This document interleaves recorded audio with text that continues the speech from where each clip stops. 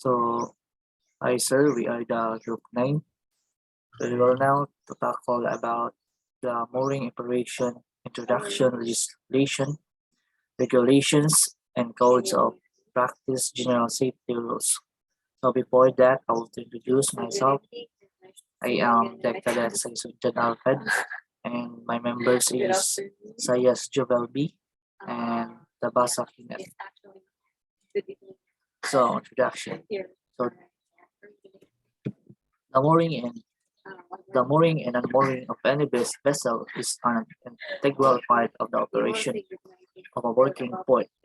Mooring crews need to be adequately trained with suitable experience to carry out of the role to ensure safe and operation is carried out. So yes, absolutely. We all know that the person that to do this mooring and unmooring must have the proper training for the safety preparation to be carried out. And also both practical and theoretical training will be given to all those taking part in mooring operations within the port to ensure that the same standard is maintained across the port. Also, part of this training will include the requirements of the vessel's masters, who has overall the responsibility for the safe mooring of the vessel, taking into account hazard associated with a signed location prevailing with weather conditions and tidal conditions at the berth. So, Health and Safety at Work Act 1974, Section 2. So, employers' general duties to employees, so far as in a reasonably practicable, to provide and maintain plans and systems of work which are safe and without risk to health. Provide and maintain plant and systems of our work which are safe and without risk of health. Absolutely. Provide safe as handling, storage and transport of articles and substances. Also, provide information, instructions, training and supervisions. And also maintain safe access and ingress with regards to any place of works, and also provide adequate welfare facilities.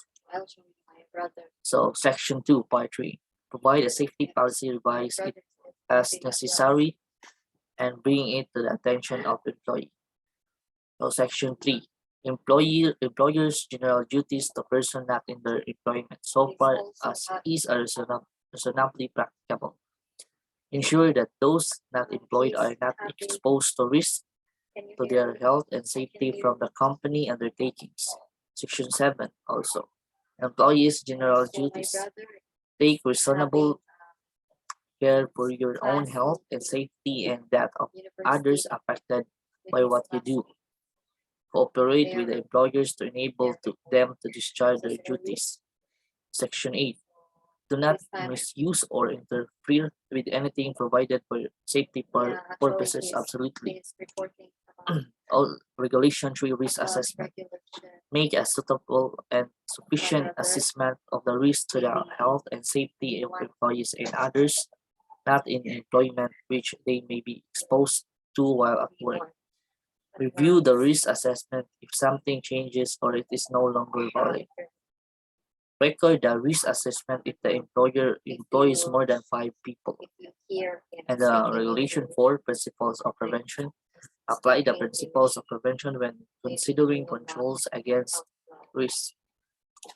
And also in Regulation 11, Management of Health and Safety Work Regulations 1999, the operations and coordinations.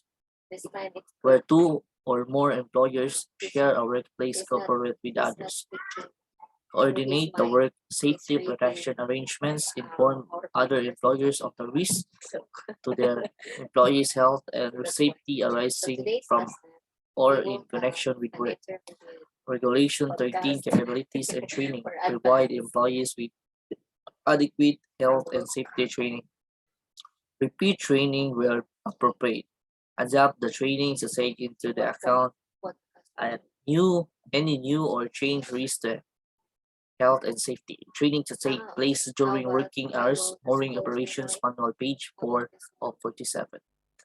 And also machinery, equipment, dangerous substances, transport equipment, means of speed training, and inform the employers or persons responsible for health and safety of any work situation that represents a serious and immediate danger. Inform the employer or person responsible for health and safety of any situation that represents a shortcoming in protection arrangement. So to continue on the report, the floor is yours, the Cadet Sayas Choval.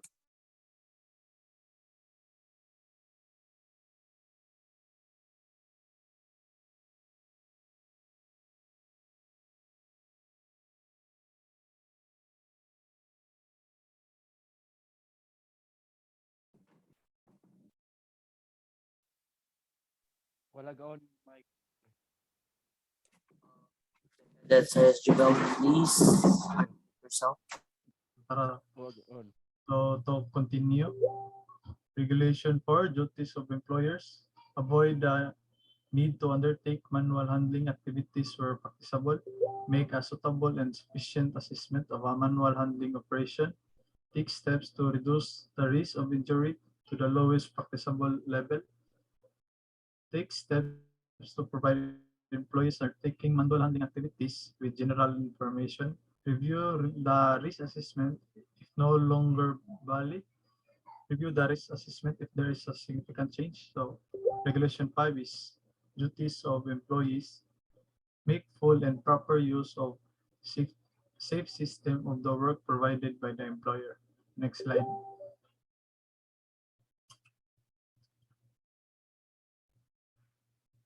So L148 first edition 2014 Safety Index. This this approved code of practice covers safety in all dock operation but does have useful reference to mooring. This document has effectively replaced the Dock Regulation 1988. SIP 005 Guidance on Mooring.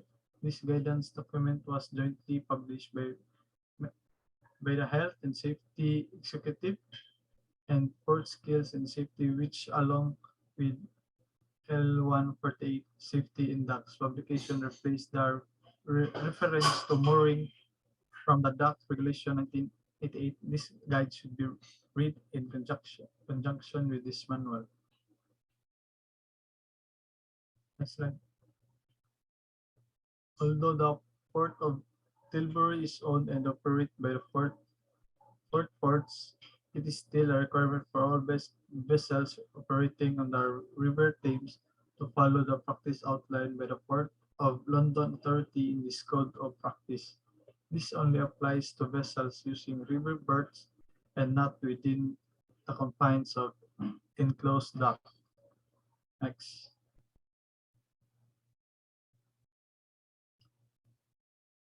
So general safety rules. 3.1 driving within the port. Any person who is disqualified from driving on the public roads is also prohibited from driving dock plant, and any such disqualification should be reported to the company. Unauthorized passengers riding on any plant, equipment, or vehicle is strictly prohibited. Adhere to the port's speed limit at all times. The wearing of seatbelts is compulsory, and the use of mobiles when driving is prohibited. Parking enforcement as indicated by notice and road markings must be strictly observed. Care UV taken if vehicle occupants are wearing life jacket inside the vehicle, as they can get caught and inflict causing an accident. Traffic management plans needs to be followed, and these vary for each berth, so make sure you are aware of any traffic management practices in operation for the area of the operation.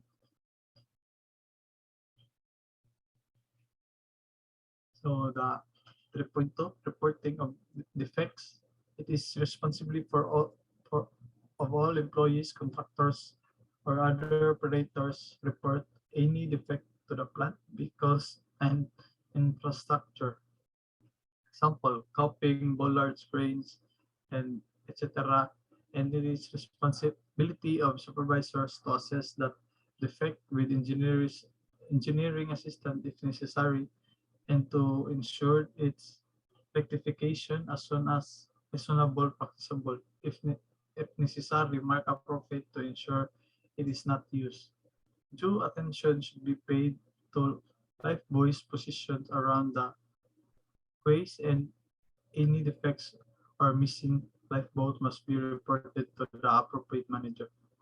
Similarly, defects in coil ladders, fenders, filling, etc. must be reported to the appropriate manager for notification to facilities. Additionally, marine should be informed. No obstruction should be placed adjacent to quayside bollards preventing safe access for mooring parties. Any such obstruction, next slide please.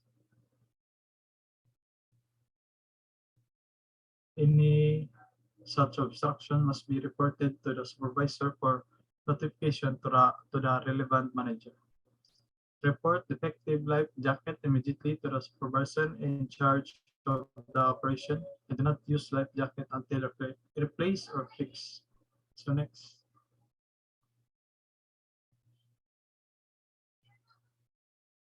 So 3.3 is signals and warnings. So these are the number. There are numbers of hand signals used for mooring operation, and these are shown in Annex T. So first picture pwede fabric padako gamay i-full ba.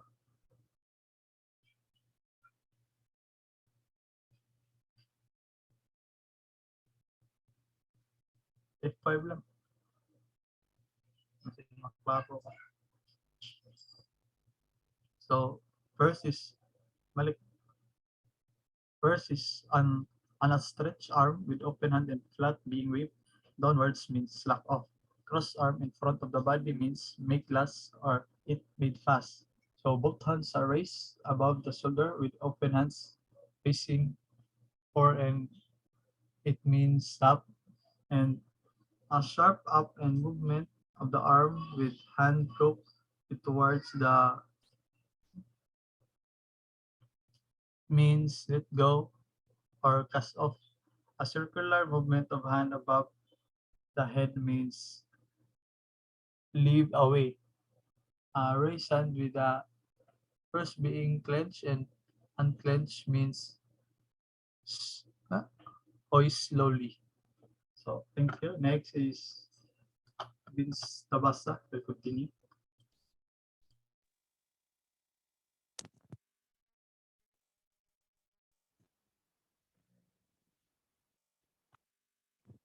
So to continue the reporting,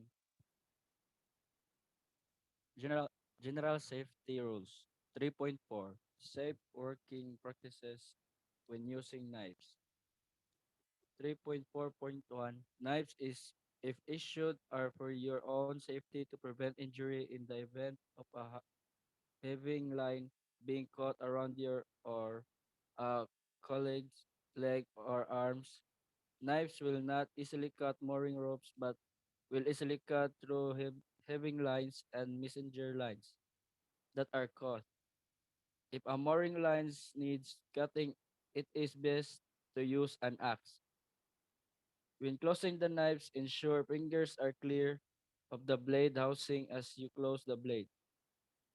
Always cut away from or to the side of your body, ensuring limbs are not behind the knife stroke when cutting ropes, etc. Ensure fingers are clear of the blade when cutting. Under no circumstance should an open knife be placed in the pocket and when not in use. It must be closed. The knives issue are for work only and should not be taken from the port, and they could be construed as an offensive weapon. Criminal Justice Act 1988 is 9139. It should be construed as a serious disciplinary offense if any person threatens another person with a knife. Next, next part. 3.5 Emergency situation. Always ensure every member of your team is accounted for at the end of the operation. Anyone missing, whether during the day or night, must be reported and a search started. A person falling into the water from the quay side may be knocked unconscious and will make little sound. Do not take it for granted that your colleagues are safe. Check and make sure. If anyone is missing or there is an accident, make an emergency telephone call immediately using the information below, which is also displayed on every lifebuoy station.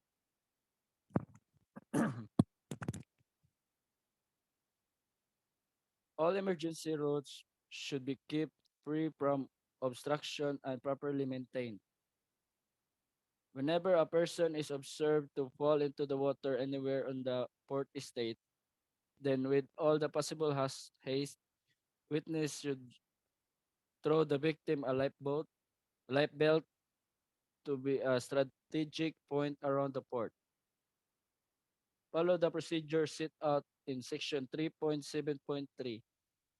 Alert the lock side, who in turn will alert PLA. Keep a close watch on the victim, enrolling others to have to do the same. Do not enter the water to effect a rescue. Next. Next, pre. 3.6. Alcohol and drug. Port of Tilbury employees are required to follow the port's alcohol and drugs policy at all times. External contractors and anyone else involved in the mooring operation will have their own internal policies to follow but must adhere to the following points when working within the port of Tilbury. The consumption of being under the influence of alcohol or drug whilst on the duty is forbidden. Any persons reporting for duty having consumed alcohol or drugs and who in the op- opinion of management or any responsible person is considered to be a possible danger to themselves or other person whilst at work will be allowed to commence or continue duty.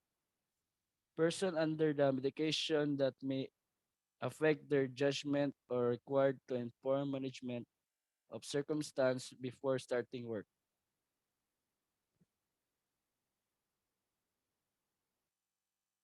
Next. 3.7. Hazard awareness. The mooring team must be aware of the hazards associated with the task and be familiar with the risk assessment for the task. During the mooring operation, the mooring crew needs to be aware of the ship movement, the ship lines or ropes, and the condition of the tides. Next.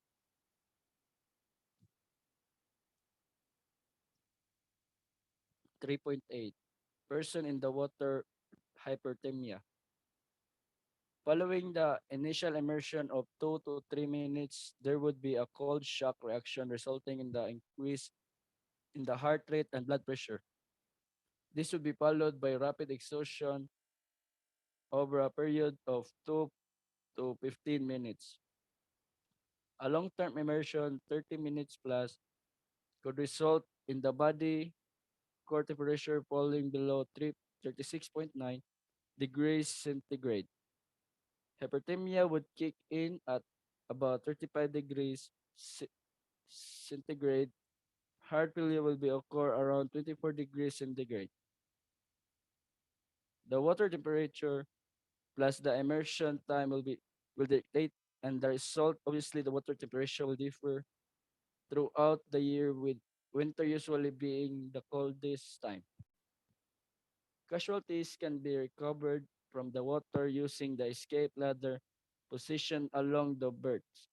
Life buoys are positioned at regular intervals along the berths and can be used to assist in recovery. It is good practice to familiarize yourselves with emergency equipment prior commencement of the operation. And that's all.